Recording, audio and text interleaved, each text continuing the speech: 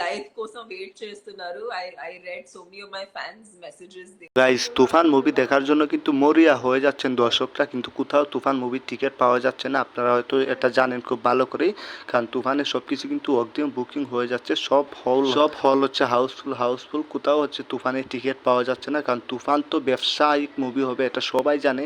কিন্তু এবার জনপ্রিয় একজন নায়িকা, বলিউডের একজন নায়িকা আর কি তুফান মুভি দেখার জন্য একদম হতবাক হয়ে যাচ্ছেন আর কি, যে তুফান মুভি কেন এত হাইপ তুললো, সেই তুফান মুভিটা দেখার জন্য পাগল কিন্তু হয়ে যাচ্ছেন। জানেন কে? সেটা সবারই পরিচিত, তামান্না ভাটিয়া।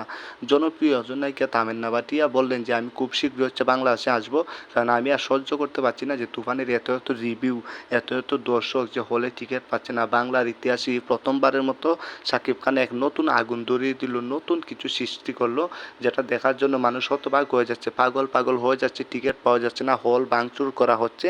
তো সেই তুফান মুভি দেখার জন্য কিন্তু তামান্না ভাটিয়া বাংলাদেশে আসবেন, এমন কিছু জানালেন গণমাধ্যমকে, এবং বললেন যে খুব শীঘ্রই আমি বাংলাদেশে আসবো এবং হচ্ছে তুফান মুভি দেখবো, এবং সাকিবিয়ান যারা আছে তাদের সাথে দেখা করবো, কারণ তারা এত ভালোবাসা দিয়েছে শাকিব খানকে, যা বলার বাহিরে আর কি। এই শাকিব খান হচ্ছে উন্নত মানের কিছু করবে, অনেক বড় কিছু করবে খুব শীঘ্রই। সো তামান্না ভাটিয়া হয়তো খুব শীঘ্রই আসবেন বাংলাদেশে, সবাই কিন্তু রেডি থাকবেন, আপনারা দেখা করার সুযোগ পাবেন।